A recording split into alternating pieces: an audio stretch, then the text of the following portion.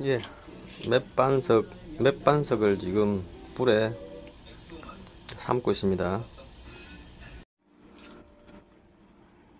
예, 요렇게 살균하고 있습니다. 소금도 넣었고요. 요거는 이제 W사 물탱크가 너무 지나치게 큰 데다가 맷반석 돌을 채워 넣을 겁니다. 안녕하세요, 정수기 매니아입니다.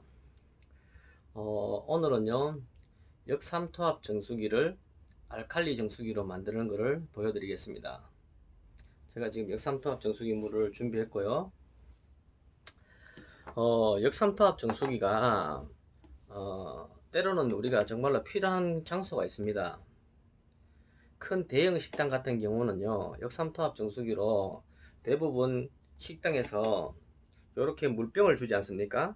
그런데 이 물병을 주는데 중공사막 방식이라든지 이렇게 정수되는 물 가지고 여기다 담아서 손님들한테 주게 되면은요 예를 들어 가지고 일하시는 분들이 일부 물을 드시고 나머지 조금 남았는 물을 안 버리고 다시 채워놓는 경우가 많습니다.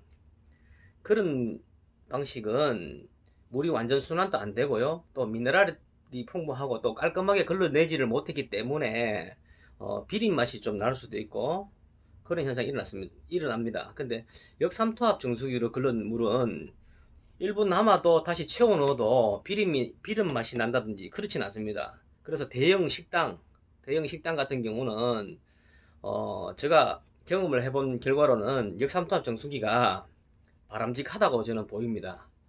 물론 뭐 그 물을 우리가 식당에서 뭐 계속 먹는 건 아니지 않습니까? 가정에 오셔서는 또 뭐 우리가 미네랄이 또 풍부한 물을 드실 수 있으니까요.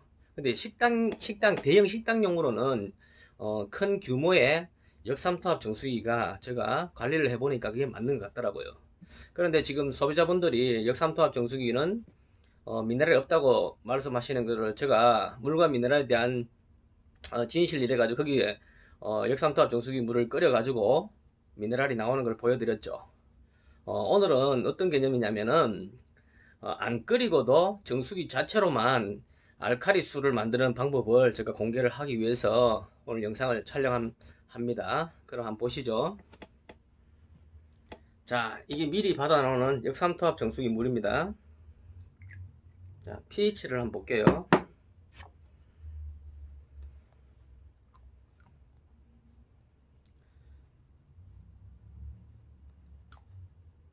pH를 보면은요 보이십니까? 약간 노란빛을 좀 냅니다. 노란빛. 그죠? 그러면 제가 뭘 보여드리고 싶으냐면은요. 안 그래도 제가 역삼투압 정수기 그 플라스틱 물통 규모가 큰 물통 정수기를 어떻게 하면 저거를 우리가 공기 들어가서 세균 증식이 일어나는데 저거를 합리적으로 커버할 수 있는 방법이 없을까? 또 가정에 너무 물통의 규모가 커서 물의 양이 많이 고여 있는 것도 좋지 않지 않습니까? 그래서 제가 광고해내는 게 거기 안에 그 면적을 줄여주는 방법, 그리고 이제 세균 증식을 억제하는 방법을 제가 찾다 보니까 알게 됐는데요. 맷반석 아시죠? 맷반석. 요 맷반석이거든요. 맷반석을 갖다 제가 이제 인터넷 검색을 해보니까 이 맷반석이 KBS에서 방송되는 개념이던데요. 보니까 이 맷방석이 향균 효과가 있는 걸 발견하더라고요. 세균 증식이 더 이상 진행이 안 되고 억제되는 상황이죠. 그리고 맷방석이 이 자체에서 미네랄이 용출됩니다. 그래서 pH를 조정을 하더라고요. 이 맷방석이. 그래서 제가 떠올랐죠. 아, 이거를 이런 그릇에다가 깨끗한 그릇에다가 향균이 되고 물에 영향을 주지 않는 그릇에다가 아니면 유리 그릇도 괜찮습니다. 이렇게 맷방석을 넣어 가지고 그 냉온 정수기 역삼투압 냉온 정수기에 이걸 그대로 집어넣게 되면은 미네랄이 용출되죠. 용출되고 자체 향균력이 있죠. 그럼 세균 증식 안 일어납니다. 그거는 KBS 방송에서 실험한 결과를 제가 인터넷에서 확인했습니다. 안 일어나죠. 미네랄 용출되죠. 그럼 pH가 7.2 이상 7.4 8.0까지 나온 것을 제가 확인했습니다. 그렇기 때문에 완벽하게 역삼투압 정수기에 약산성의 물을 약알칼리로 바꿔주는 개념이 되는 거죠. 자, 그렇다면은요, 역삼투압 정수기 물을 이렇게 받아서 맥반석을 깔고 우려 드셔도 이게 용출되니까 1kg에 10리터 물 10리터 1kg 가지고 10리터를요 10시간 정도 담가 놓으면은 pH가 상승하는 걸 제가 확인했습니다. 그래 저녁에 물을 받아 놓으시고 아침 되면은 그 물 가지고 밥을 짓든지 드시면은 굉장히 이롭습니다. 육각수거든요. 그래 되면은요 약알칼리니까요. 그리고 밥을 해보니까 약간 그냥 했는 물보다는 단맛이 난다고 할까요? 완전 약수 개념이죠. 이렇게 되면은요. 자, 그럼 pH를 확인해 볼게요. 이거를 미리 역삼투압 정수기 약산성에서 제가 돌을 10시간 이상을 넣어 둔 겁니다. 이걸 pH를 한번 보겠습니다.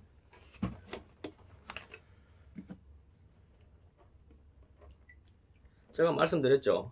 pH를 좌우하는 것은 뭡니까? 미네랄이라고요. 미네랄이 풍부한 물은 육각형의 고리 형태를 띱니다.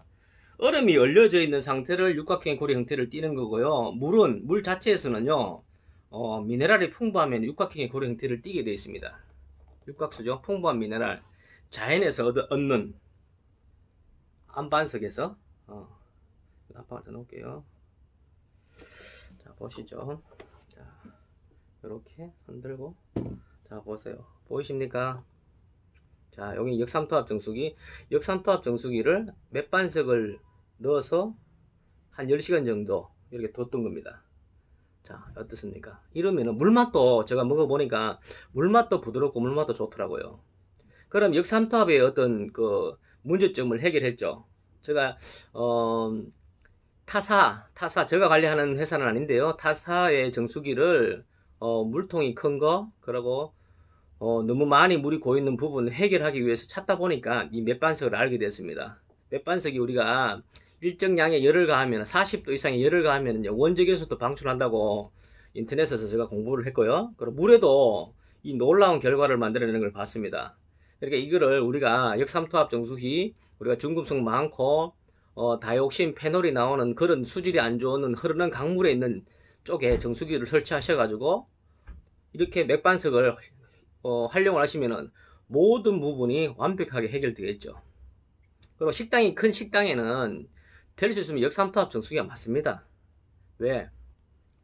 제가 겪어보니까 미네랄이 풍부하게 통과되는 중공사막 이 방식으로 물을 담아서 손님들한테 주게 되면은요, 일하시는 분들이 완전하게 그 남았는 물을 버리고 이렇게 하면 좋은데 대부분 분들은 그래 하질 않을 거예요. 거기다가 반 남았는 물에다가 바로 또 반을 채운다고요.